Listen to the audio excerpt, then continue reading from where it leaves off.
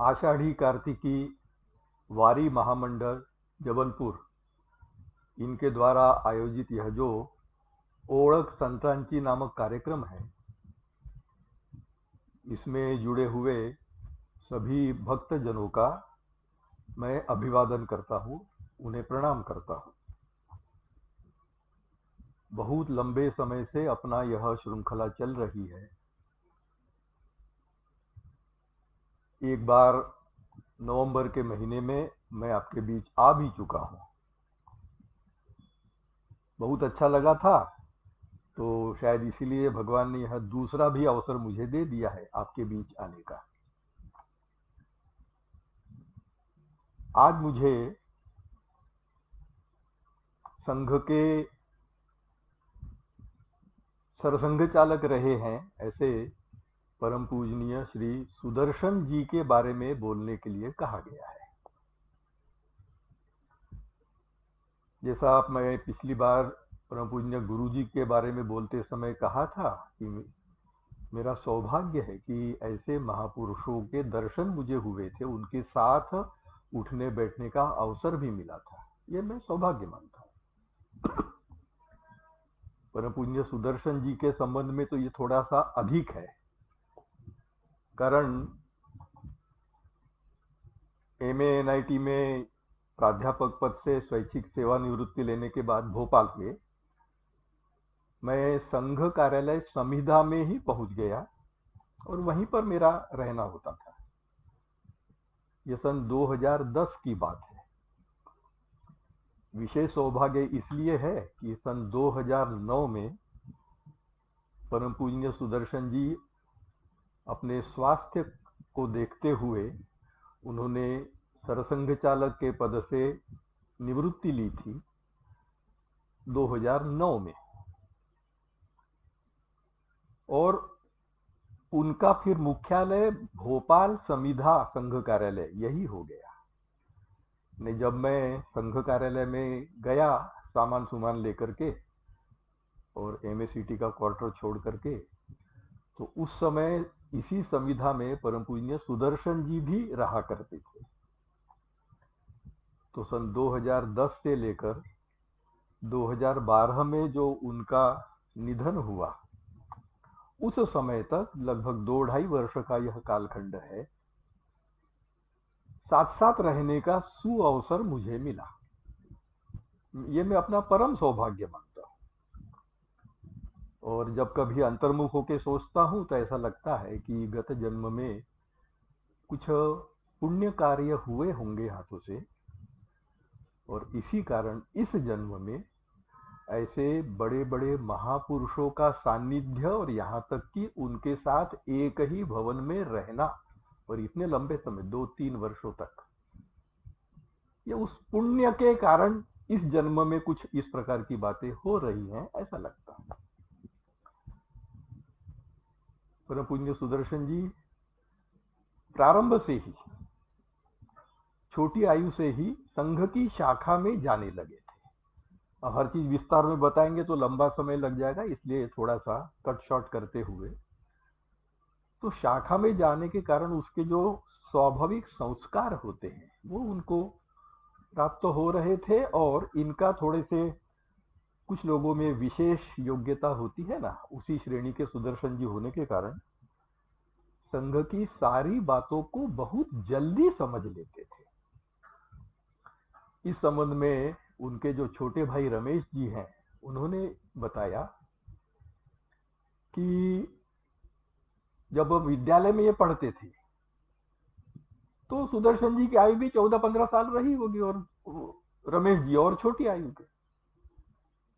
तो चूंकि सुदर्शन जी बहुत अच्छा बोलते थे, तो ये रमेश जी कहते हैं कि मेरे लिए तो एक आदर्श थे, मैं कैसा बनूंगा तो बड़े भैया जैसा बनूंगा, ये सोच के रखा था।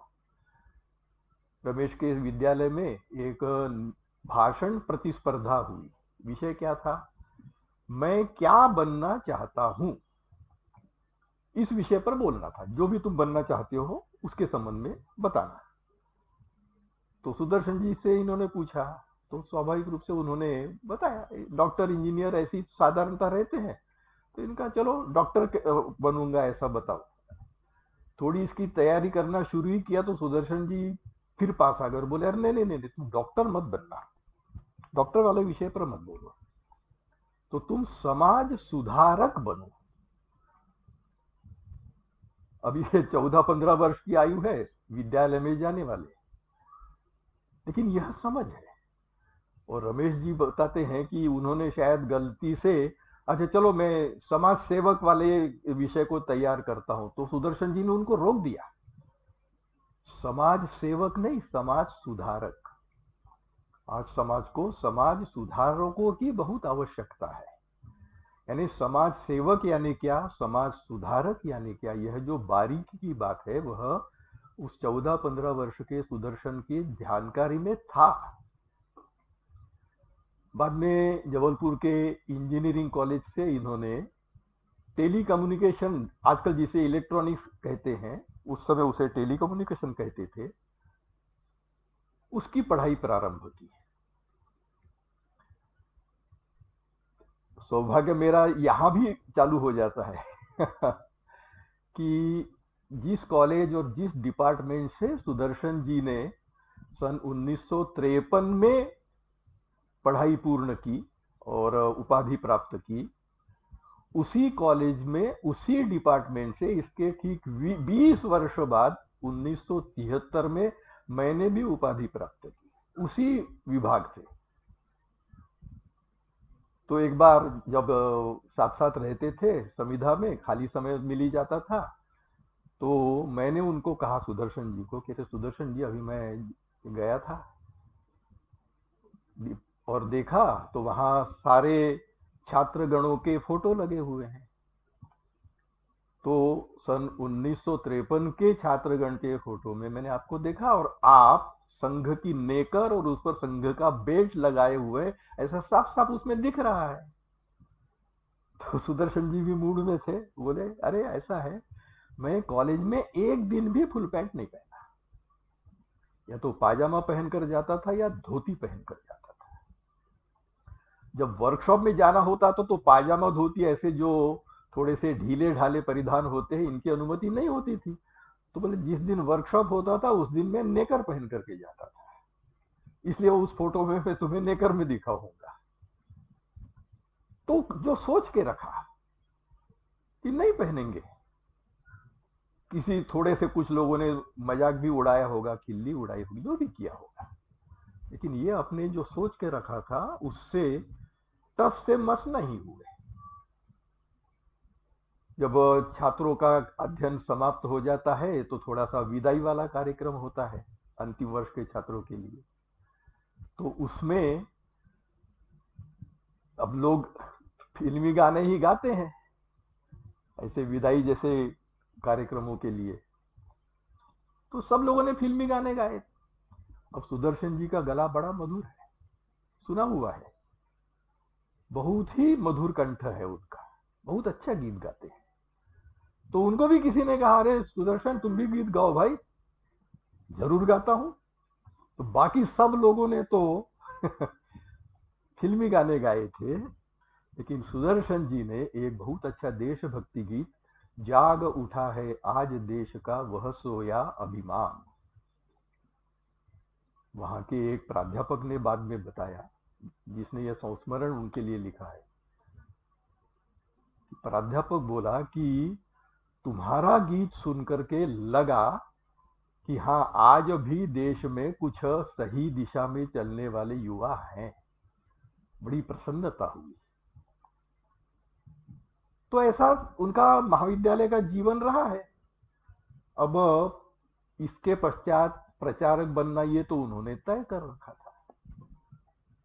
तो उनकी माताजी ने उनसे कहा, कह रहे तू इतना टेलीकम्युनिकेशन इंजीनियर बन गया है, मेरे को क्या फायदा हुआ। नहीं, शादी वादी के लिए कहा होगा, वो तो बात अलग हो गई, अब तय हो गया कि जाने वाले हैं। तो बोले भैया जाने से पहले कम से कम मेरे को एक रेडियो तो बना के दे, तू टेलीकम्युनिकेशन इंजीनियर बन गया है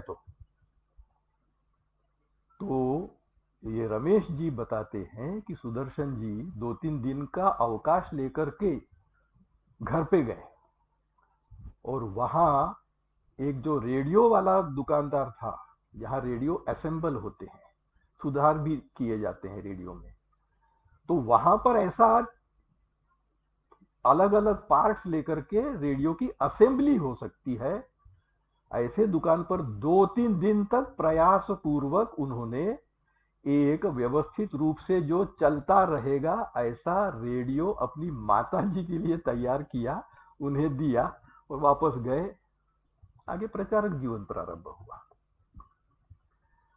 अब यह जो इंजीनियर के रूप में एक स्वाभाविक क्षमता आ जाती है कुछ लोगों में, सब में नहीं, मैं भी इंजीनियर हूं, मुझ में नहीं है वो क्षमता, लेकिन लोगों में आती है कि ऐसे जो बिगड़ी हुई चीजें हैं उनको देख करके समझ करके उसको सुधार सके। जब ये प्रांत प्रचारक के रूप में इंदौर में रहते थे, केंद्र इंदौर था, तो साथ में अन्य काम भी करवाने ही पड़ते हैं, तो सुदर्शन जी ने वहां एक स्वदेश नाम का दैनिक प्रारंभ करवाया। और इस दैनिक में जो छपाई वगैरह की सारी व्यवस्था तो लगती है। अब उस समय की जो संघ की स्थिति थी तो पैसे का जरा ऐसा ही मामला हुआ करता था, दिक्कतें सब प्रकार की रहती थी, काल ही वैसा था। तो एक बार इनकी जो मशीन है वो बिगड़ गई। अब रात के 7-8 बजे कुछ मशीन बिगड़ गई, पता लगा अब कल का समाचार पत्र कैसे छपेगा और कैसे निकलेगा। तो सुदर्शन जी को जानकारी मिली कि ऐसा ऐसा है, तो तुरंत वो स्वदेश प्रेस में गए। अच्छा, मैकेनिक को बुलाओ। ऐसा रहा कि मैकेनिक उपलब्ध नहीं था, कोई आ नहीं पा रहा था। अरे चलो चलो अपन ही देखते हैं। अब वो चालू हो गए, अब उनका इंजीनियर वाला रोल चालू हो गया। टेलीकम्युनिकेशन इंजीनियर थे तो क्या हुआ, मैकेनिकल इंजीनियरिंग रिलेटेड भी बातें उनको आती थी। वहां के लोग बताते हैं कि रात भर रह करके वो रिपेयरी में लग करके, और सुबह जब समाचार पत्र छपना होता है, जरा बहुत सुबह छापना पड़ता है, उससे पहले वह मशीन ठीक हो गई। और लोग बताते हैं कि उस दिन का समाचार पत्र भी सही समय पर निकला, सही समय पर निकला। तो ऐसा इस प्रकार का उनका अन्यान्य बातों में योग्यता, यह तो विषय था ही। लेकिन एक विशेष बात थी कि जिसको हम सही अर्थ में ज्ञानवान कहते हैं, सही अर्थ में, उस श्रेणी के सुदर्शन जी थे, उस श्रेणी के। यानी सब प्रकार के धर्म ग्रंथों का अच्छा अध्ययन है, बहुत अच्छी जानकारी है, अन्य भी प्रकार की आधुनिक जानकारियां भी हैं, दुनिया में क्या हो रहा है इसका भी अद्यतन ज्ञान उनको हुआ करता था। उस समय पर कोई इंटरनेट वगैरह ऐसी सुविधाएं नहीं हुआ करती थी, फिर भी दुनिया में क्या हो रहा है जानकारी रखते थे।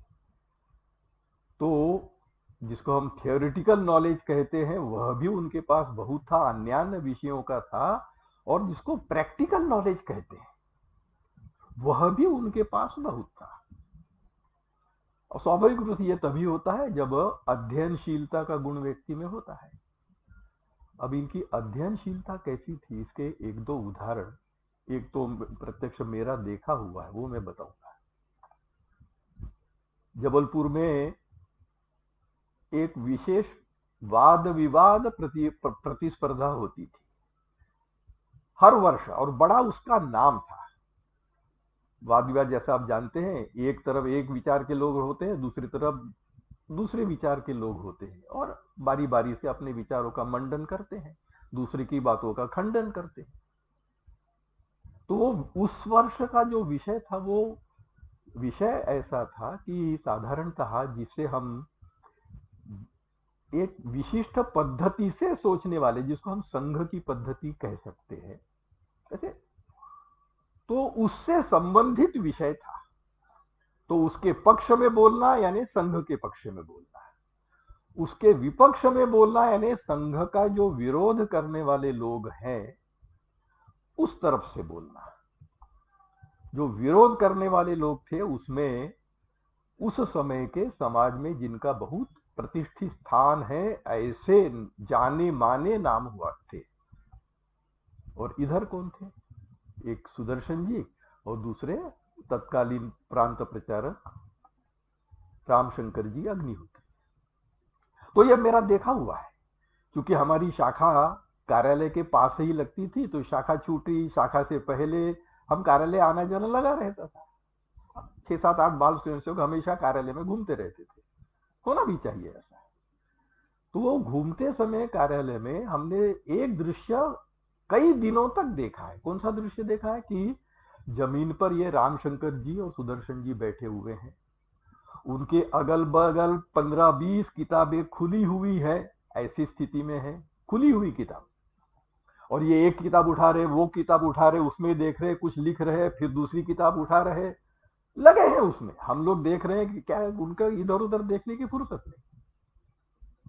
तो इतनी तैयारी के साथ फिर वो विषय की बारे में जानकारी प्राप्त करते थे। अपने आप नहीं होता है, उसके लिए समय देना पड़ता है, अध्ययन करना पड़ता है। तो यह अध्ययनशीलता बिल्कुल प्रारंभ के काल से ही उनके पास थी। तृतीय वर्ष में एक बार बौद्धिक विभाग का दायित्व था। सुदर्शन जी उस समय सह कार्यवाह थे, तो उनका आना हुआ।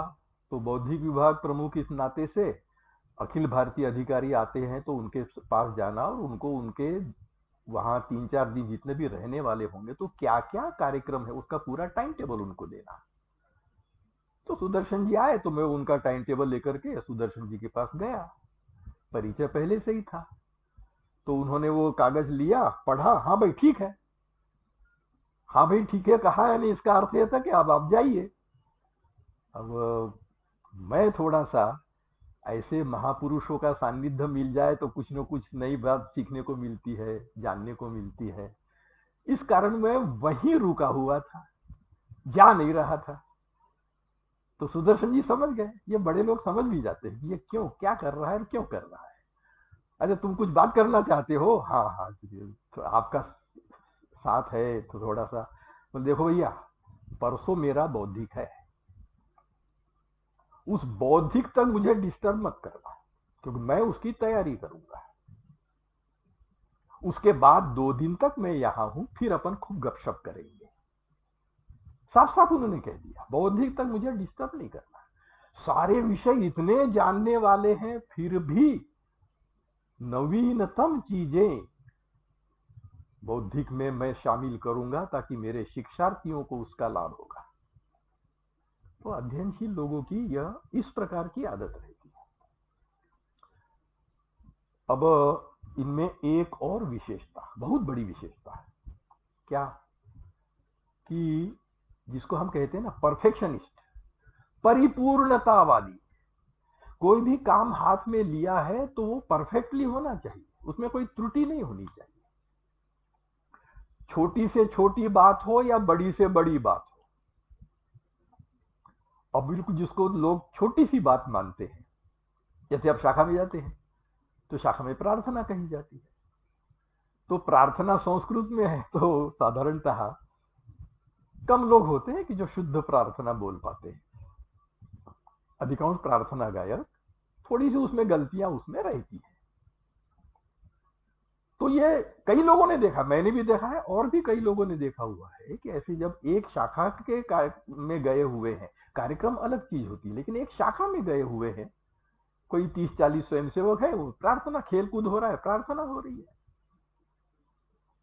तो प्रार्थना गायक को प्रार्थना शाखा विक्रय होने के तुरंत बाद अपने पास बुलाते थे और प्रेम से समझाते थे, बेटा तुमने वो कौन सा शब्द बोला था, हाँ बोलो, फिर से बोलो, ऐसा करके उससे कहलवा लेते थे। और फिर वो गलत बोलता था तो फिर कहते थे ऐसा नहीं ऐसा, सही बोल। तो 5 7 मिनट उसके साथ लगा करके उसकी जो त्रुटियां हैं उनको दूर करते थे। कोई गणित शिक्षक, मुख्य शिक्षक खेल खेल खिलाता है, कार्यक्रम लेता है तो आज्ञाएं देनी पड़ती हैं, संग दक्ष आरम, दक्षिण व्रत, प्रचल वगैरह। अब ये आज्ञा देने की भी एक पद्धति होती है, उसी पद्धति से वो आज्ञा दी जानी चाहिए। अब कोई गण शिक्षक या मुख्य शिक्षक गलत पद्धति से आज्ञा देता होगा तो उसको भी ये बुला लेते थे, प्रेम से बुलाते थे, और फिर जो भी गलती होती थी उसको कारण बता करके, ऐसा नहीं करना और ऐसा करना, ऐसा क्यों नहीं करना और ऐसा क्यों करना, ये बता करके। यानी उसमें ये नहीं होता था ये बताया है वो करो, पूछो मत। तो ऐसे छोटी छोटी सी दिखने वाली गलतियों से लेकर के बड़ी बड़ी गलतियों तक, बड़े लोगों के द्वारा भी तो गलतियां होती है, तो उनको भी समझाते थे। जैसे मान लीजिए किसी के बौद्धिक प्रस्तुतिकरण में, बौद्धिक देने में, अब बौद्धिक दे रहा है तो वो भी एक अच्छे स्थान, अच्छा काम करने वाला, एक वरिष्ठ अनुभवी इसी प्रकार का कार्यकर्ता होता है, लेकिन इन लोगों के द्वारा गलती नहीं होगी ऐसा थोड़ी होता है। तो ऐसे भी किसी की गलती होती है तो उचित समय देख करके, अब मुख्य शिक्षक और गण शिक्षक, प्रार्थना गायक, इनको तो वहीं के वहीं बोल देते थे, छोटे रहते हैं, लेकिन बड़े व्यक्ति को बताना है तो एकदम से, तो एकदम सबके सामने बता देना ये तो ठीक नहीं रहता है। तो उस बात का ध्यान रखते हुए, लेकिन जो उसने बौद्धिक देने में गलती की हुई है या कोई गलत जानकारी दी है तो उसके बारे में उन्हें बताया करते थे। कोई कार्यकर्ता भी कार्य करते समय बड़े स्तर का भी होगा और कोई गलती उससे हो रही है, काम करते समय की गलती, तो बड़ी बारीकी से ध्यान रखते थे, और जहां जहां इस प्रकार की त्रुटियां गलतियां उन्हें नजर आती थी उन्हें ठीक करने की दिशा में उनका सतत हमेशा प्रयत्न रहता था, हमेशा प्रयत्न रहता था। अब ये परिपूर्णता की केवल संघ के लोगों से रिलेटेड ही थोड़ी है, सब। कभी कभी कोई व्यक्ति को पुस्तक लिखता है तो थोड़ा बहुत सुदर्शन जी को जानते होंगे, भले ही संघ वाला उतना अधिक पक्का संघ वाला नहीं होगा, लेकिन सुदर्शन जी को जानता है, उसने पुस्तक लिखी है, श्रद्धा भाव है, तो आते हैं, होता है ना कि पुस्तक लिखी है तो उसकी एक प्रति सुदर्शन जी को समर्पित। तो ऐसा समर्पित करने के लिए किसी ने कोई अपनी लिखी कोई पुस्तक दी तो साधारणतः ऐसे समय क्या किया जाता है, हाँ ग्रहण कर लेते हैं, ठीक है ठीक है, अभी बाद में पढ़ने का कहाँ समय मिलता है जी, ठीक है उसने दे दिया, मैंने रख लिया, अलमारी में डाल दिया, ठीक है जब फुर्सत मिलेगी तब पढ़ूंगा, क्योंकि कामों की व्यस्तता रहती है। लेकिन सुदर्शन जी कामों की व्यस्तता रहते हुए भी ऐसी किसी की स्वयं की लिखी हुई पुस्तक जब कोई भेंट करता है तो वो उसको पूरा पढ़ते थे, केवल इतना ही नहीं, केवल पूरा पढ़ते थे इतना ही नहीं, तो उसमें जो मात्राओं की गलती है, कोई शब्दों की गलती है, कोई वाक्य रचना की गलती है, तो सारी पुस्तक पढ़ करके पेंसिल से जहां जहां गलत है वहां सही क्या होना चाहिए वो करेक्शन करके वो प्रति तैयार रखते थे, और जिसने पुस्तक दी थी सप्रेम भेंट के रूप में, सादर भेंट के रूप में, उनको बुलाते थे, उनको कहते थे मैंने तुम्हारी दी हुई पुस्तक पढ़ ली, इसको बड़ा आनंद होता था कि वाह वाह मेरी लिखी पुस्तक पढ़ ली सुदर्शन जी ने, क्या बात है। फिर कहते थे उसमें काफी त्रुटियां हैं यार, एक काम करो, मैंने उसी प्रति में करेक्शंस लिख के रखे हुए हैं, तुम ये ले जाओ, और जब इसका नया प्रिंटिंग निकलेगा तो ये सारी त्रुटियां दूर हो जाएं, इस बात की चिंता अवश्य करना। इसको कहते हैं कि स्वभाव में परिपूर्णता वाली, स्वभाव में परिपूर्णता वाली। ऐसे उनके संघ के विस्तार के काम में और संघ के विकास के काम में, विस्तार भी और विकास भी, उनका बहुत क्षेत्रों में योगदान रहा है। स्वामी विवेकानंद जी कहा करते थे ना कि यदि गीता को समझना है तो फुटबॉल खेल के आओ। इसका अर्थ क्या है, उसका भाव समझना चाहिए कि शरीर सुदृढ़ है तब तुम अच्छे ढंग से सैद्धांतिक बातें और उस प्रकार की गहरी बातें सुनने की स्थिति, समझने की स्थिति में रहोगे।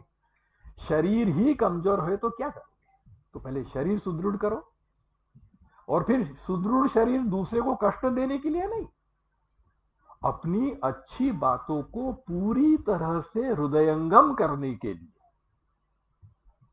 तो फुटबॉल खेलकर आओ यानी शारीरिक काम हो गया, और गीता का अध्ययन यानी बौद्धिक काम हो गया। तो साधारणतः शारीरिक और बौद्धिक, संघ में भी ये दो विभाग है। और मेरे ख्याल से सुदर्शन जी ऐसे एकमेव व्यक्ति हैं कि जो अखिल भारतीय शारीरिक प्रमुख भी रहे हैं और अखिल भारतीय बौद्धिक प्रमुख भी रहे, दोनों।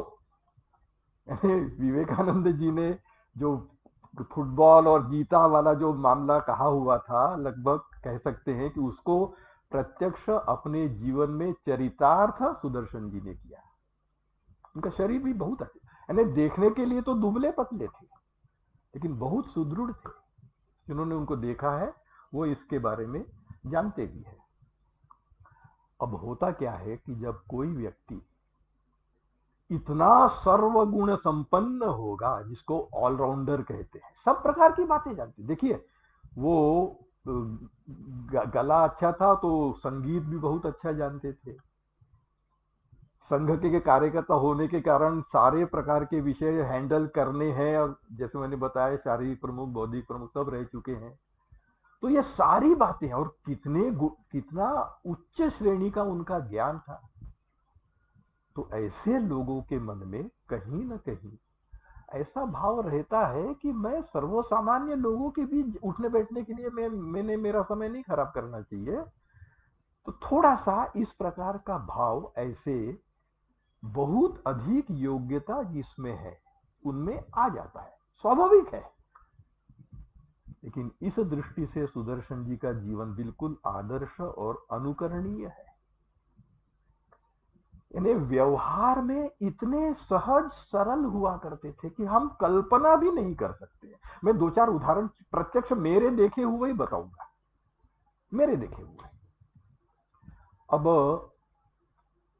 मैं प्रांत कार्यवाह था उस समय पर, सुदर्शन जी का प्रवास, ये सरसंघ चालक, तो उनके साथ जाना होता है। तो भोजन के समय भी दो तीन लोग रहे, ऐसी अपन व्यवस्था करते, बहुत भीड़ न रहे। तो एक बार मेरा भी नंबर लगा कि यार उस भोजन के लिए मैंने उनके साथ जाना चाहिए, अन्य दो कार्यकर्ताओं के साथ।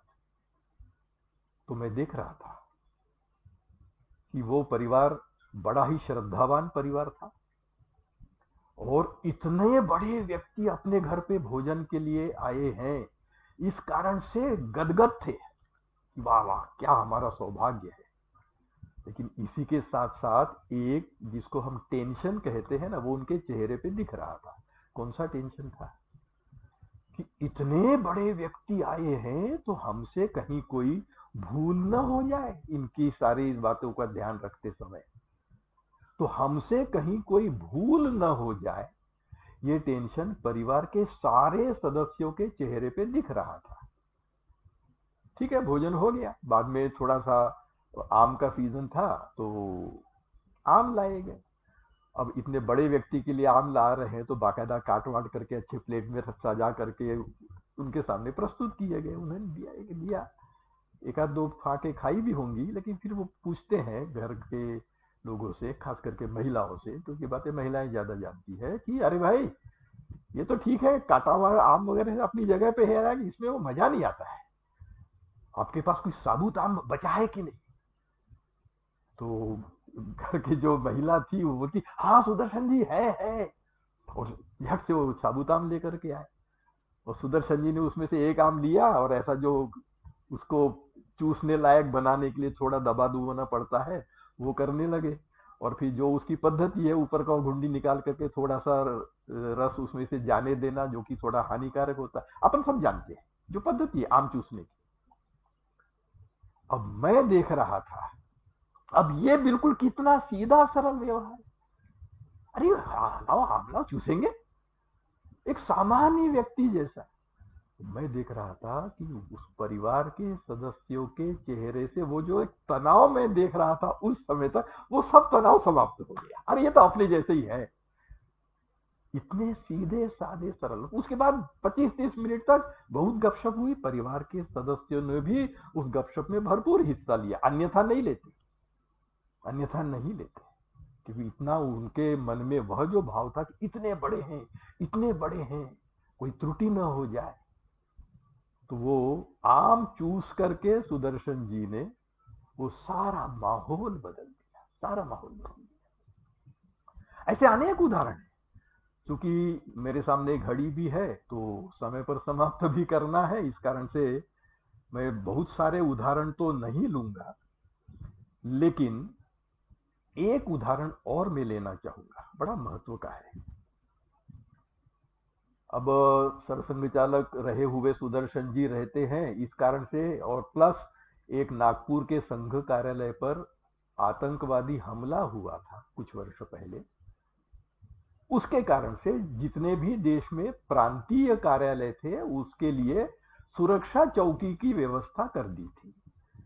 और यहां पर थोड़ी अधिक थी भोपाल में संविधा के लिए, क्योंकि प्रांत कार्यालय होने के साथ साथ भूतपूर्व सरसंघ चालक जी का निवास भी है, इस कारण थोड़ी अधिक व्यवस्था थी। अब कार्यालय में जब भी कुछ मिठाई वगैरह बनती थी या कहीं बाहर से आते हैं लोग, आते हैं भेंट में देते हैं, ऐसे जब मिठाई होती है या कोई त्योहार होता है तो उस त्योहार के निमित्त या तो कार्यालय में बनती है या स्वयंसेवक कार्यकर्ता अपने घरों से बना करके कार्यालय के लिए लाते, ये पद्धति है। तो ऐसे अनेक अवसरों पर संविधा में मिठाई हुआ करती थी। अब सुदर्शन जी बिल्कुल ध्यान रखते हुए जो मिठाई वितरित करने वाला होता था उनको कहते थे, देखो भाई ये सामने चौकी वाले हैं, उनको जरूर मिठाई देना है। और सब होने के बाद उसको दोबारा पूछते थे, क्यों भाई मिठाई दी कि नहीं दी। अब देखिए, साधारणतः पुलिस, वो तो उनका काम है जी, वो कर रहे हैं, हमें उनकी क्या जरूरत है देखभाल करने की, उनका भोजन भी आता है, सब कुछ होता है, वो अपने में मस्त है, हम अपने में मस्त है, ऐसा सोचा जा सकता है, अधिकांश जगह ऐसा ही सोचा जाता है। लेकिन सुदर्शन जी इतनी बारीकी से, जब कोई जैसे ध्वजारोहण का 15 अगस्त झंडा चढ़ाना, तो उनको आग्रहपूर्वक बुलाते थे कि भाई ये मिलिट्री नहीं तो सेना, पुलिस वाले हैं तो कहीं ना कहीं सेना टाइप के हैं, अच्छे यूनिफॉर्म में है, इनको भी बुलाओ। अपने कार्यालय का ध्वजारोहण तिरंगे का जब होगा तो इन्हें भी बुलाना, ये भी रचना में खड़े होकर के ध्वज वंदना करेंगे। कोई जरूरत नहीं थी, वो उनका अपना चलता है, वो अपने ढंग से करते हैं। लेकिन अपने साथ है ना, यानी भले ही कार्यालय के बाहर वो चौकी थी, लेकिन वे उन्हें अपने कार्यालय का सदस्य इस रूप में ही मानते थे, इस रूप में ही मानते थे। अब वहां उनकी देखरेख करने के लिए जो थोड़ा बड़े स्तर का पुलिस अधिकारी होता है, वो भी बीच बीच में आता रहता था। अब थोड़ा मेरा उससे परिचय हो गया, तो मैं भी वहीं रहता हूँ, वो भी आते रहते, तो स्वाभाविक है, परिचय हो जाता है।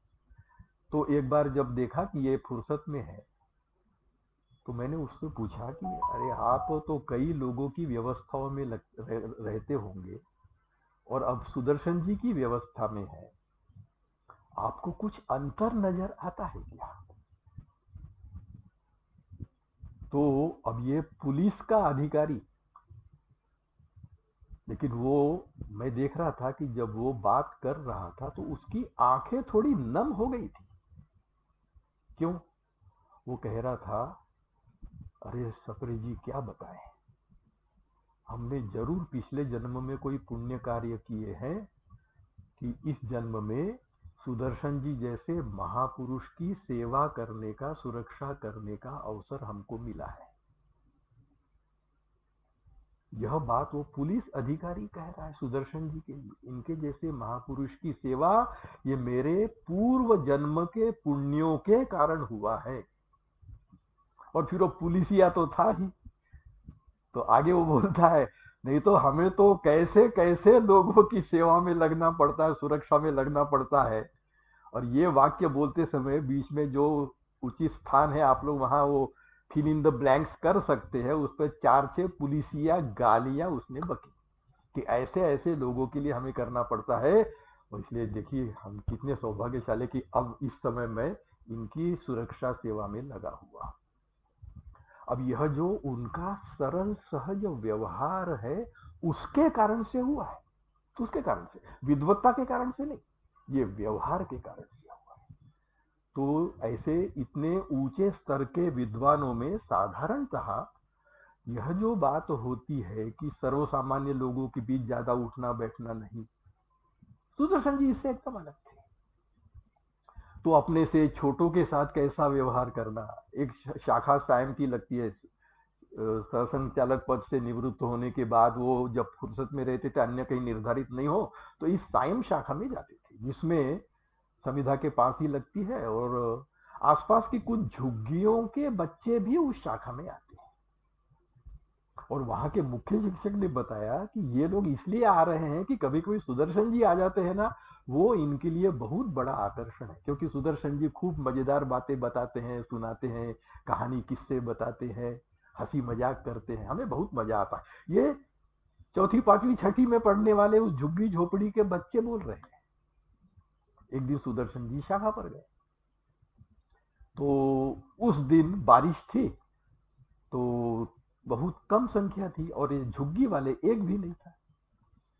तो मुख्य शिक्षक बताता है कि उन्होंने दो तीन स्वयंसेवकों के, उनमें जो प्रमुख थे, उनके नाम लेकर के पूछा, जो भी नाम, राजेश होगा तो राजेश, अरे राजेश क्यों नहीं आया, अरे मुकेश क्यों नहीं आया, अरे पांडुरंग नहीं दिख रहा है। ये झुग्गी के बच्चे, उनके नाम ही नहीं याद है। और जब बीकीर हुआ तो मुकेश जी बोलता है कि उन्होंने कहा कि चलो मुझे वहां ले चलो, उनके घर चलते हैं। ये बोला नहीं, वहां बारिश के कारण दिक्कत होती है, कीचड़ वगैरह ज्यादा हो जाता है, इसलिए शायद आज नहीं आ पाया। अरे नहीं आए हैं ना, चलेंगे उनके घर। गए, एक रास्ते से बहुत ज्यादा कीचड़ था, तो मुख्य शिक्षक बोलता है कि सुदर्शन जी यहाँ से जरा ज्यादा कीचड़, अपन जरा घूम के जाते हैं, वहां से कीचड़ नहीं रहेगा। बोले मुझे बताओ कि ये बच्चे जब शाखा के लिए आते हैं तो इस रास्ते से आते हैं कि घूम कर आते हैं? नहीं, इसी रास्ते से आते हैं। तो बोले हम भी इसी रास्ते से जाएंगे। यानी कितनी छोटी छोटी बात है, लेकिन कितना ध्यान रखते हैं। एक बड़े अधिकारी उनके साथ में संयोग से थे, वो भी साथ चले गए थे, तो वो बताते हैं कि जब सुदर्शन जी उन स्वयंसेवकों के घरों में जाकर बाहर से आवाज देना, उनको बाहर बुलाना वगैरह जब बात हो रही थी स्वयंसेवकों के लिए, तो सारे परिवारों के अन्य लोग भी सुदर्शन जी को जानने वाले थे, इसलिए वो नमस्कार करते थे, एक छोटी मोटी एक आध बात भी कर लेते थे। यानी केवल स्वयंसेवक ही नहीं, तो स्वयंसेवक के परिवार में जो लोग हैं उनसे भी अनौपचारिक संबंध सुदर्शन जी रखा करते थे। कितनी बड़ी बात है। तो ऐसे जो बड़े लोगों में, तथाकथित बड़े लोगों में जो बातें रहती है, उनसे सुदर्शन जी अलग थे, एकदम अलग थे। अपने वरिष्ठों के प्रति कितना सम्मान का भाव इनके मन में था। जब सरसंघ चालक बनने के बाद पहली बार सुदर्शन जी भोपाल आए,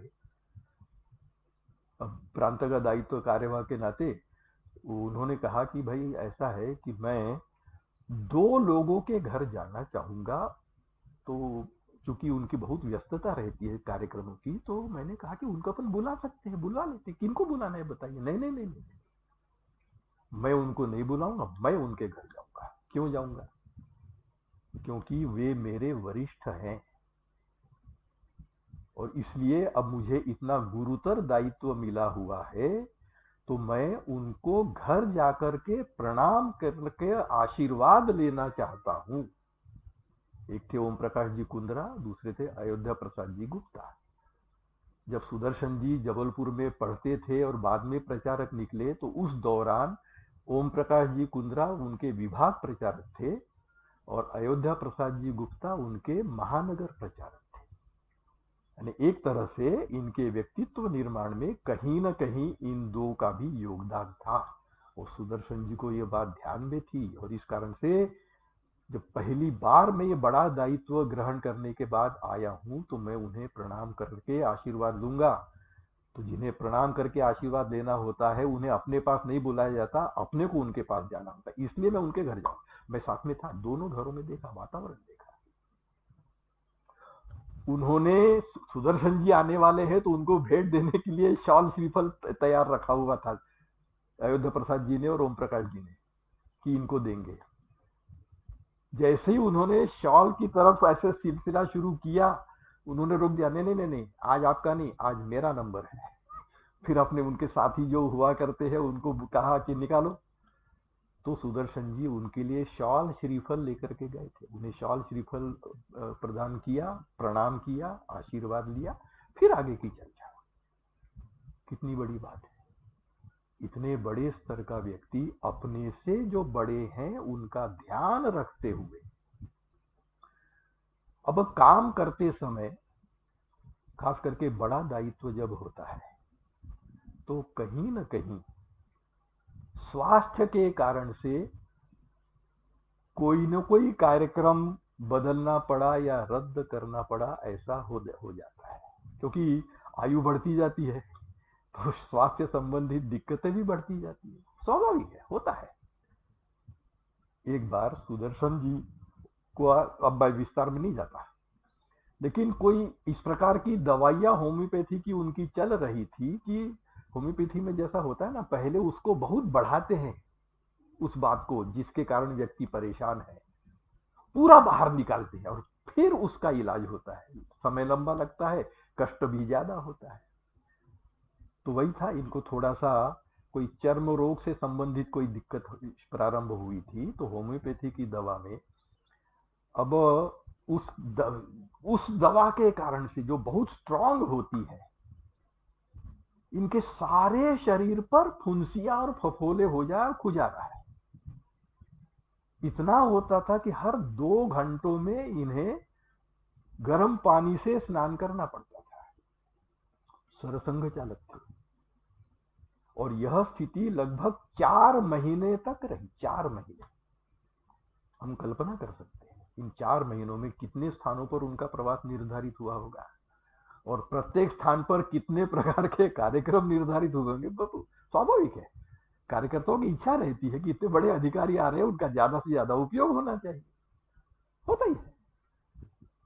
लेकिन उनके साथ जो हमेशा रहा करते हैं वो बताते हैं कि उन 4 महीनों में उनका एक भी कार्यक्रम निरस्त नहीं हुआ, एक भी कार्यक्रम। सब स्थानों पर गए जितने। अब कितना भयंकर शारीरिक कष्ट उनको होता होगा, कितनी तकलीफ में वे रहते होंगे, लेकिन जिसे मालूम नहीं है उसे पता भी न चले कि सुदर्शन जी इस प्रकार के कष्ट में है। इस तरह से उनके बौद्धिक बैठकें और कुल मिलाकर के जो व्यवहार रहता है, उठना बैठना चलना फिरना, तो अपने निजी कष्टों को किस हद तक ये उस पर एक प्रकार से कह सकते हैं कि विजय प्राप्त किए हुए थे कि एक भी कार्यक्रम उनका निरस्त नहीं हुआ। अब साधारणतः संघ के बारे में कुछ तो भ्रांतियां रहती ही है और सरसंघ चालक या बड़े अधिकारी होने के नाते उसके संबंध में बहुत सारी प्रश्न भी पूछे जाते हैं, बहुत सारी अपेक्षाएं भी रहती हैं।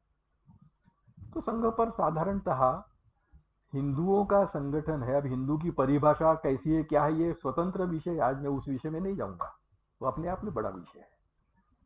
लेकिन इस कारण से संघ ये हिंदू का संगठन है तो मुसलमानों और ईसाइयों का विरोधक है, एक मान लिया जाता है, कम्युनल है, मान लिया जाता है। अब ठीक है, राजनीतिक स्वार्थ के कारण जो लोग मानते हैं उनकी चिंता करने की जरूरत नहीं है, लेकिन सर्वसामान्य लोगों के मन में ऐसी धारणा यदि है तो वो ठीक नहीं है, कहीं ना कहीं उस धारणा को बदलना चाहिए। तो इसलिए इस बात को ध्यान में रखते हुए जो ईसाइयों के प्रमुख, धर्म के प्रमुख लोग हैं और मुसलमानों के भी उस प्रकार के प्रमुख स्तर, ऐसे लोगों से उनकी पर्याप्त चर्चाएं वार्ताएं हुआ करती थी। एक विशेष वार्ता का उल्लेख इसलिए भी करना चाहूंगा कि शायद वो उस तरह की पहली वार्ता थी कि ईसाई समाज के कुछ प्रमुख धर्मगुरु और संघ के कोई प्रमुख 3-4 लोग, उनमें एक सुदर्शन जी भी थे।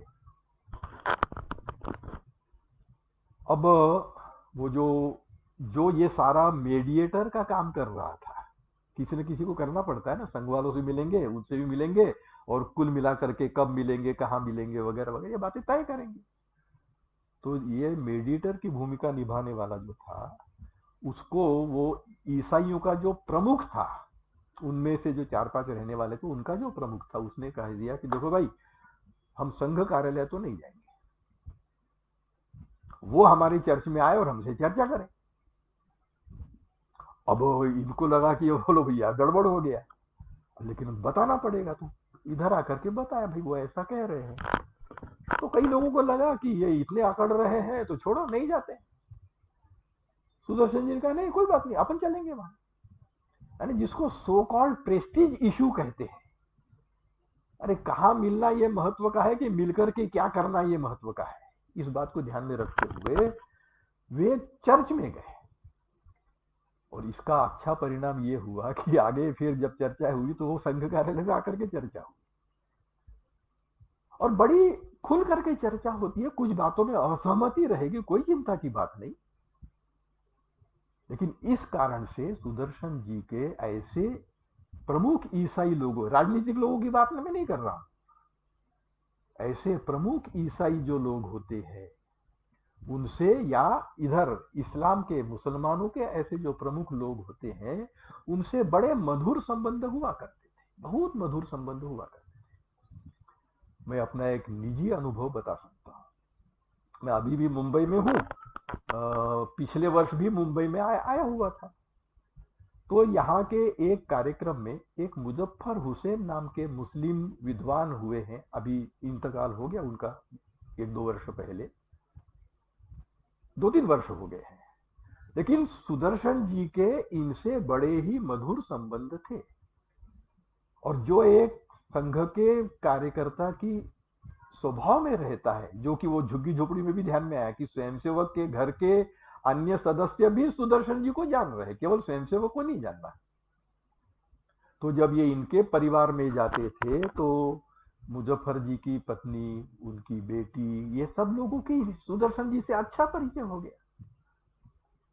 तो मैं जब गत वर्ष मुंबई में आया हुआ था तो एक कार्यक्रम में, कार्यक्रम के बाद जो लोग आते हैं एक दूसरे से परिचय होता है, तो उसमें मुजफ्फर हुसैन जी का तो इंतकाल हो चुका था, लेकिन उनकी श्रीमती जी, उनकी पत्नी और उनकी बेटी, ये 2 लोग आए हुए थे, 2 लोग आए हुए थे, मेरा परिचय हुआ। तो स्वाभाविक रूप से चूंकि मैं भोपाल से हूं, कहा तो बोले कि आप सुदर्शन जी को जानते हो? मैंने कहा जानता हूं, मैं उनके साथ 2 साल तक रहा हूं। ओहो, तब तो आप भी हमारे लिए बड़े निकट के हो गए।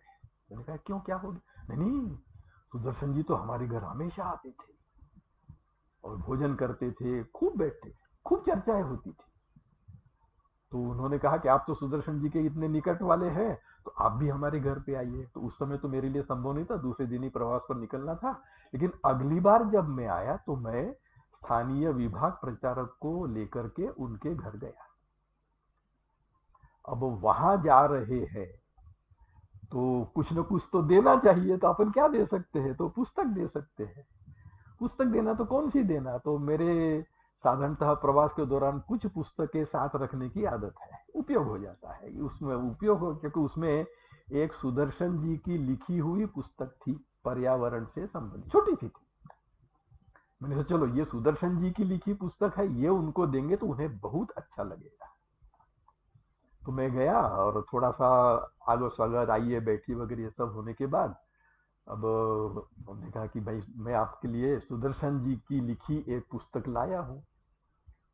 तो पुस्तक मैंने माता जी को दी।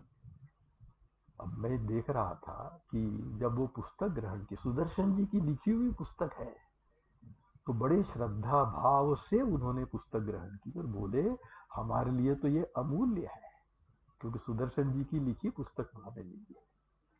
तो ऐसे घरेलू संबंध भी मुस्लिम परिवारों से, ईसाई परिवारों से, अब संघ के स्वयंसेवक सारी दुनिया में पहुंचे हुए हैं, तो स्वाभाविक रूप से स्वयंसेवक जब जाता है तो कहीं ना कहीं हिंदू संगठन से संबंधित कुछ गतिविधियां करने की उसका स्वभाव रहता है। तो संघ से प्रेरणा लेकर के, ऑन द लाइंस ऑफ संघ, लेकिन जिस देश में है उस देश के नियम कायदा कानून इसके अनुसार चलने वाला ऐसा कोई न कोई काम, अलग अलग नामों से, अधिकांश जगह हिंदू स्वयंसेवक संघ इस नाम से चलता है, कई भारतीय स्वयंसेवक संघ है, कई सनातन धर्म स्वयंसेवक, ऐसे अलग अलग नाम है। तो यह कुल मिलाकर के हिंदू संगठन के काम रहते हैं और अपने स्वयंसेवक इसको चलाते हैं। जब ऐसे बहुत सारे देश हो गए तो अपने वरिष्ठ अधिकारियों के प्रवास प्रारंभ हो गए। तो एक बार सुदर्शन जी का केन्या का प्रवास निर्धारित हुआ। संयोग से उस समय पर मेरे पास विश्व विभाग का कुछ दायित्व होने के नाते मैंने उनके साथ रहना चाहिए पूरे प्रवास के दौरान, ये तय हुआ। तो मैं पूरा समय उनके साथ था। अब वहां पर संघ के क्या क्या कार्यक्रम हुए वगैरह ये तो मैंने बताने की आवश्यकता भी नहीं है, लेकिन कुछ विशेष बातें उधर की जो हैं वो मैं थोड़ा सा आपसे शेयर करना चाहूंगा। वहां एक छोटा स्थान है, नैरोबी तो राजधानी है, लेकिन और 3-4 स्थानों पर उनका प्रवास निर्धारित हुआ था। उसमें से एक नाम है किसुमो। तो हम किसुमो में गए। तो वहां के लोगों ने, वहां एक बहुत बड़ा तालाब है, विक्टोरिया लेक उसका नाम है, बहुत बड़ा, शायद दुनिया में नंबर 1 या नंबर 2 स्थान है उसका, इतना बड़ा तालाब है विक्टोरिया लेक। तो लोगों, स्थानीय कार्यकर्ताओं ने कहा चलो सुदर्शन जी का थोड़ा नौका विहार करवा देते हैं। मैंने कहा, मुझे पूछा करेंगे ना, मैंने कहा जरूर करेंगे भाई, यदि समय है तो जरूर करें। हाँ भाई, समय समय किसी कार्यक्रम में उस कारण व्यवधान नहीं आएगा। मैंने कहा फिर जरूर करेंगे, अब पूछिए उनको। और बड़े हर्षपूर्वक सुदर्शन जी तैयार हो गए। तो सारा लेक में घूमना वगैरह आनंद आता है। सुदर्शन जी बिल्कुल बहुत आनंदमय होकर के पूरा आनंद लेते हुए, बिल्कुल एक छोटे बच्चे जैसा उत्साह, अरे देखो कितना मजा आ रहा है वगैरह वगैरह। अब जब ऐसे स्थानों पर जाते हैं तो इतने बड़े लोग जाते हैं, तो जो विशिष्ट पदों पर बैठे हुए लोग हैं उनसे एक सौजन्य भेंट आयोजित की जाती है। तो वहां उस किसुमू नगर की जो मेयर, वो एक महिला थी, स्थानीय महिला थी।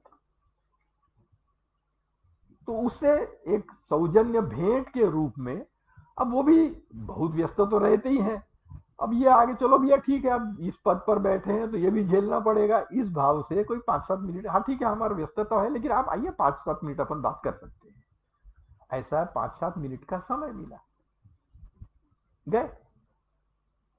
तो मैं भी था, 8-10 लोग थे, कोई स्थानीय उनके 2-3 अधिकारी और वो मेयर और हम 2-4 लोग ऐसे बैठे हुए थे। तो थोड़ी सी जब स्वाभाविक पहली चर्चाएं होती हैं, कैसे हैं क्या है, वाह वाह, ऐसा थोड़ा सा होकर के। अब इतना अच्छा वो किसुमू नगर का विक्टोरिया लेक है, तो स्वाभाविक रूप से, और वो यात्रा करके आए थे, तो सुदर्शन जी ने उसका उल्लेख किया, अरे भाई आपके विक्टोरिया लेक में मेरा घूमना हो गया, नौका विहार हो गया, बहुत अच्छा लगा, कितना बढ़िया है। सामने वाले को भी अच्छा लगता है ना। तो लेकिन ये विक्टोरिया लेक यानी तो ये तो अंग्रेजों का दिया हुआ नाम होगा। अरे इसका कोई स्थानीय नाम है क्या? वहां की भाषा है स्वाहिली, तो स्वाहिली में इसका कुछ नाम है क्या?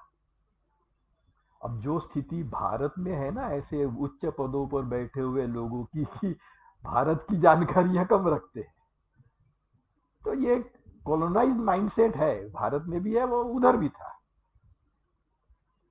तो वो नहीं जानती थी, उसके साथ जो 2-4 अधिकारी बैठे हुए थे वे भी नहीं जानते थे कि स्थानीय स्वाहिली भाषा में इस तालाब का क्या नाम है, नहीं मालूम। पीछे एक बुजुर्ग खड़ा था, वो बैठ नहीं सकता था, तो किसी छोटे पद पर होगा, शायद सफाई कर्मचारी होगा, वो पीछे खड़ा था। वो धीरे से बोलता है, बुजुर्ग था, धीरे से बोलता है कि अरे मैं जानता हूं, इसका नाम लोलवा है, इस तालाब का नाम। तो सुदर्शन जी बोलते हैं उस मेयर महिला से, अरे आप तो मेयर है, आप ये नाम क्यों नहीं बदल देती, ये अंग्रेजों की गुलामी का प्रतीक क्यों रहे अपने पास? आपका अपना नाम है, लोलवा नाम है, उस नाम से ये सरोवर जाना जाना चाहिए, क्यों विक्टोरिया लेक कहना? अब वो जो मेयर महिला थी, मैंने देखा ये जो चेहरे में परिवर्तन होता है ना, वो दिखा मुझे कि उसने सोचा कि अरे ये भारत का रहने वाला व्यक्ति है और इसे हमारे केन्या के लोगों के स्वाभिमान के बारे में ये कितना सचेत है, कितना सोचता है। तो उस समय तक जो औपचारिकता का लबादा ओढ़ा हुआ था, उस महिला ने, मेयर ने भी और 3-4 अधिकारियों ने भी, वो लबादा हट गया और अनौपचारिक रूप से जो 5-7 मिनट का समय दिया था चर्चा के लिए, आधे घंटे से ज्यादा समय तक चर्चा हुई। क्या कारण? यह हिंदू का जो स्वभाव है कि जहां जाता है वहां के बातों से समरस होता है, व्यवधान नहीं बनता, समरस होता है, उपयोगी होता है। ये जो हिंदू का स्वभाव है, तो स्वाभाविक रूप से संघ के जो स्वयंसेवक है उनमें भी यह भाव रहता है। तो यह देखने को मिलता है। अब नैरोबी में जो एक और बैठक का मैं उल्लेख करूं, वो भी बड़ी महत्व की। भाई अभी 5 मिनट बचे हैं 9 बजने में, मुझे लगता है कि 5-1 मिनट थोड़ा अधिक हो जाएगा, क्षमा मांग लूंगा मैं। वहां जो मंदिर है, बड़े विशाल मंदिर है नैरोबी में, बड़े बड़े मंदिर है। तो स्वाभाविक रूप से इन मंदिरों में जो त्योहार होते हैं तो बड़ी चमक दमक रहती है, एक आदत हो जाती है लोगों को। तो मंदिरों की जो प्रबंध समितियां थी उनके लोगों की बैठक थी। उस बैठक में कहा गया सुदर्शन जी के द्वारा कि अरे भाई, स्थानीय समाज तो बहुत गरीबी में है ना। कहने की स्थिति, आर्थिक स्थिति कोई बहुत अच्छी नहीं, बहुत अच्छी नहीं है। इसी कारण वहां थोड़ी लूटपाट वगैरह भी जो होती है, उसका ये एक बहुत बड़ा कारण है। केन्या कहो, तांजानिया कहो, युगांडा कहो, ये जो ईस्ट अफ्रीकन देश माने जाते हैं, इनकी आर्थिक स्थिति दयनीय है। वो कहते हैं अरे जब स्थानीय समाज ऐसी अवस्था में है तो उस समय पर हमने वैभव का प्रदर्शन नहीं करना चाहिए, बल्कि इस स्थानीय समाज के लिए उपयोगी होंगे ऐसे कुछ सेवा कार्य अपने हाथ में लेने चाहिए। यही बात उन्होंने संघ कार्यकर्ता बैठक में भी कही थी। और एक और बात उन्होंने कही बड़ी महत्व की।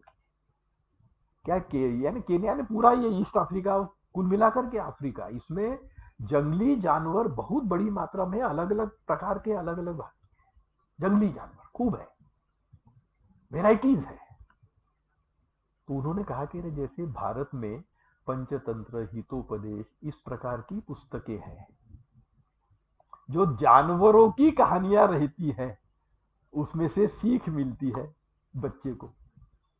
बोले ऑन दोज लाइन्स, यहाँ के जो स्थानीय जानवर है इनके स्वभाव इत्यादि देख करके क्या वैसी कोई पुस्तक पंचतंत्र, हितोपदेश जैसी यहाँ की स्थानीय स्वाहिली भाषा में नहीं बन सकती क्या? जब तक नहीं बनती है तब तक उसकी अनुवाद की व्यवस्था कर लो पंचतंत्र की, वो अनुवाद ही यहाँ के बच्चों में चला जाए, और फिर स्थानीय जानवरों को लेकर के उनके आधार पर ऐसी शिक्षाप्रद कहानियां, ऐसी पुस्तक यहां लिखी नहीं जा सकती क्या?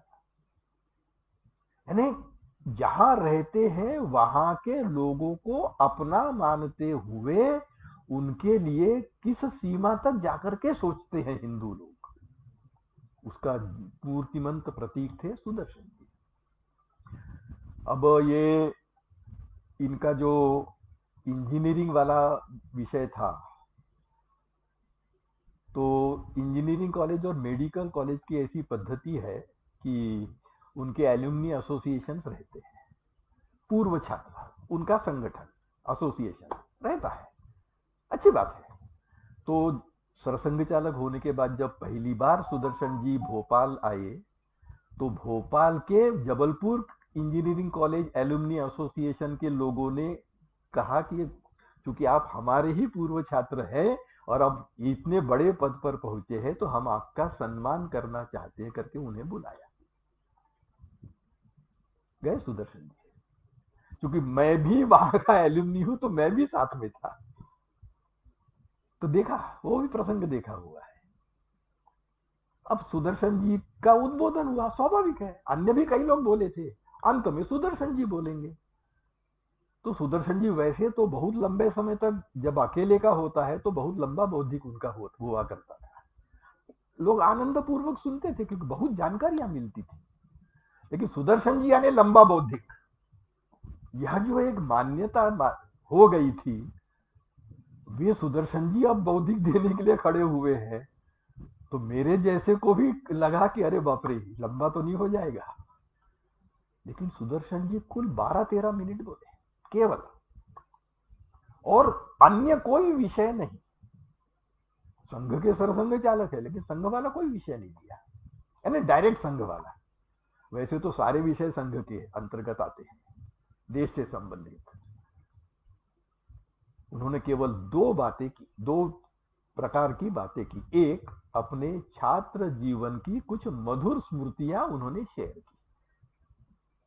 ऐसे एल्यूमिनी एसोसिएशन में अपने समय की अनुभव बताना, इसका एक अलग ही आनंद होता है, बताने में भी और सुनने में भी। और दूसरा विषय लिया कि हम सब इंजीनियर हैं, तो एक इंजीनियर का राष्ट्र के नवनिर्माण में, भारत के नवनिर्माण में बहुत महत्वपूर्ण भूमिका हो सकती है। तो उस दृष्टि से हम क्या क्या कर सकते हैं और फिर क्या क्या कर सकते हैं, उसमें 2-3 सुझाव उन्होंने दिए और उनका बौद्धिक समाप्त हो गया। बाद में वहां के लोग बताते हैं कि हम तो कल्पना भी नहीं कर सकते थे कि संघ जैसे एक मिलिटेंट, अब लोगों की अपनी अपनी धारणाएं कल्पनाएं होती है ना, तो संघ जैसे मिलिटेंट ऑर्गेनाइजेशन का प्रमुख और इस तरह की बात करेगा। वो बोलते हैं कि वास्तव में उन्होंने जो 2-3 सुझाव दिए हैं, तो हमको थोड़ा सा उसमें गहराई में जाकर के सोचना पड़ेगा और उनको इंप्लीमेंट करना पड़ेगा देश के लिए। वास्तव में वो बहुत जरूरी सुझाव है। इस तरह की बात सुदर्शन जी की। अब ऐसे व्यक्ति का कुछ ऊपर वाला योजना बना देता है। इनका जो अंतिम समय था, कुछ संयोग है इसमें। कैसे संयोग है? उनका जन्म रायपुर में हुआ और उनका निधन भी रायपुर में ही हुआ। रायपुर में, तो जहां जन्म वही निधन। लेकिन एक दिन पहले उनका जो बौद्धिक हुआ था, वो वहां के लोग अभी भी याद करते हैं कि साधारणतः कुछ स्मृति में कमी आई है वगैरह, ऐसी जो स्थिति थोड़ी हो गई थी, लेकिन लोग ज्यादा ही उसके बारे में सोचते थे। लेकिन उस पॉइंट ऑफ व्यू से देखेंगे तो उनका एक दिन पहले का जो बौद्धिक था, वो उनका आखिरी बौद्धिक हुआ। वो इतना अधिक जानकारी और परफेक्ट जानकारी, बगैर भूले हुए जानकारी, इस स्तर का वह बौद्धिक था। अब दूसरे दिन उन्हें एक, जो इंजीनियर्स डे कहते हैं, क्योंकि 15 सितंबर को ये इंजीनियर्स डे रहता है, तो ये 14 तारीख थी। तो अगले दिन इंजीनियर्स डे, चूंकि सुदर्शन स्वयं इंजीनियर है, तो वहां के इंजीनियरिंग एसोसिएशनों ने उनको बुलाया था इंजीनियर्स डे पर बौद्धिक देने, यानी भाषण देने के लिए। वहां भाषण चलता है। अब सुदर्शन जी की जो आदत, जो संघ शिक्षा वर्ग में तैयारी वगैरह के लिए मैंने आपको बताई, वो इस आखिरी समय तक बरकरार थी। वहां के कार्यकर्ता बताते हैं कि जब उन्हें यह पता लगा कि कल मुझे इस विषय पर बोलना है, इंजीनियर्स डे इस विषय पर, तो उन्होंने संबंधित लोगों की जो पुस्तकें हैं वो कार्यालय में मंगवाई कि भाई कल मुझे बोलना है उस विषय पे, मेरे पास पुस्तक चाहिए, मैं पढ़ूंगा, तैयारी करूंगा और फिर बोलूंगा। यानी आखिरी जो भाषण उन्हें देना था, उसकी तैयारी के रूप में उन्होंने पुस्तकें मंगवाई, अध्ययन किया, नोट्स बना के रखे। अब इसके आधार पर मैं कल भाषण दूंगा। लेकिन वो अवसर तो नहीं आया, क्योंकि दूसरे दिन सुबह ही एक योगी की तरह उनका निधन हुआ है, प्राणायाम करते हुए। लेकिन इसके आगे भी एक और बात है। कौन सी बात है?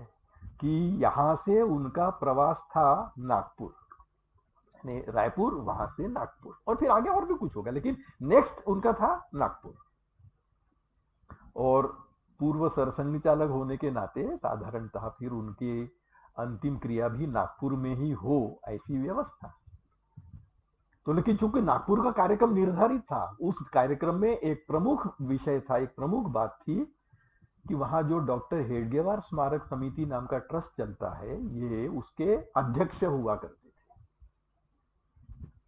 और इस डॉक्टर हेडगेवार स्मारक समिति को डोनेशन में कोई एक व्यक्ति शव पेटिका देने वाला था, और इस ट्रस्ट के अध्यक्ष इस रूप में सुदर्शन जी उसको ग्रहण करने वाले थे। ऐसा एक कार्यक्रम निर्धारित था। अब देखिए, निधन हो गया तो सुदर्शन जी का पार्थिव शरीर नागपुर आया, और जिस शव पेटिका का को ये ग्रहण करने वाले थे ट्रस्ट की ओर से, उसी शव पेटिका में सुदर्शन जी का पार्थिव शरीर रख करके स्वयंसेवकों के दर्शनों के लिए तो कार्यालय में रखा था। यानी किसी न किसी रूप में यह जो निर्धारित कार्यक्रम था, एग्जैक्टली जैसा होना चाहिए था वैसा तो नहीं हुआ, लेकिन कहीं न कहीं शव पेटिका से संबंधित सुदर्शन जी का जो कुछ करना था उस प्रकार का तो नहीं, लेकिन अलग प्रकार से वह भी संपन्न हो गया।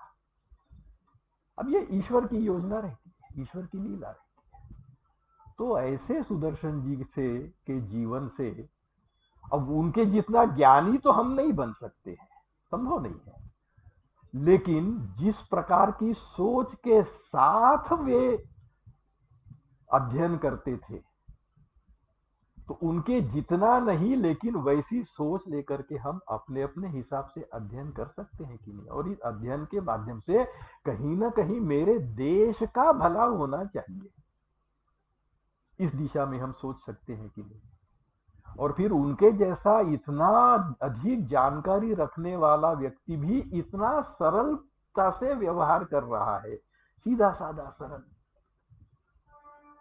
तो हम भी व्यवहार करते समय एकदम सीधे साधे सरल होकर के तथाकथित छोटे लोगों से लेकर बड़े लोगों तक हम संबंध बना सकते हैं क्या। अपने यहाँ कहा गया है कि भगवान की पूजा करना तो सर्वोत्तम पूजा का प्रकार होता है कि भगवान जैसे बनना या बनने का प्रयास करना।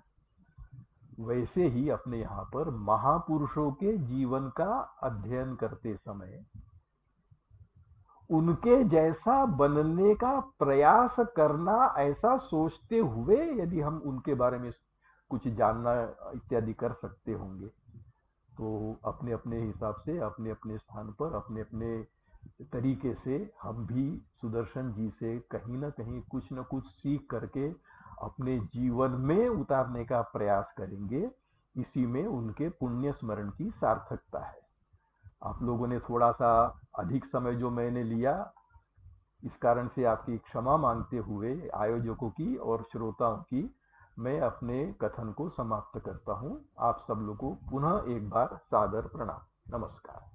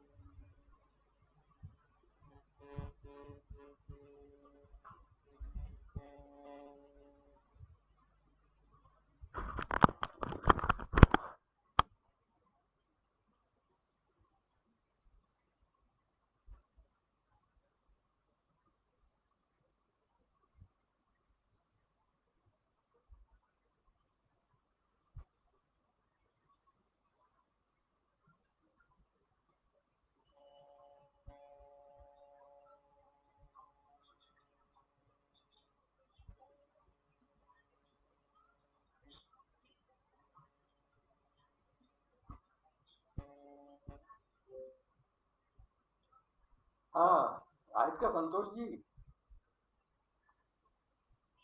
हा हा, बस बस, ठीक ठीक झालं, आता बंद करू शकतो ना? काय करायचं, काय करायचं? कुठे आहे शेअर? मला दिसून नाही राहिलं यार. एक मिनिट, मी पण विवेक आला असेल तर त्याला विचारून घेतो, जर तो आला असेल तर.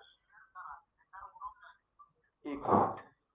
ए विवेक, आला का रे? विवेक, अरे नहीं, अभी तक नहीं आ पाया है।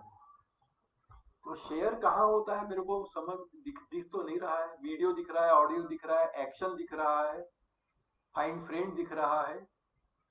शेयर, हाँ। नाही तर ला, एक मिनिट, लाईव्ह व्हिडिओ मला बंद करायचा आहे का? हा एक मिनिट, मी मग हे लाईव्ह वाला जे आहे त्याला क्लिक करतो तर हे व्हिडिओ बंद होऊन जाईल ना? नहीं यार, दिक्कत नहीं यार, क्या करें? उसको मैं बंद कर सकता हूँ लेकिन क्या होगा मुझे नहीं मालूम, क्या होगा मुझे नहीं मालूम। लाईव्ह प्रोड्युसर फेसबुक असं लिहिलेलं आहे तिथे. लाईव्ह प्रोड्युसर फेसबुक, त्याला क्लिक कर, त्याला क्लिक करू का?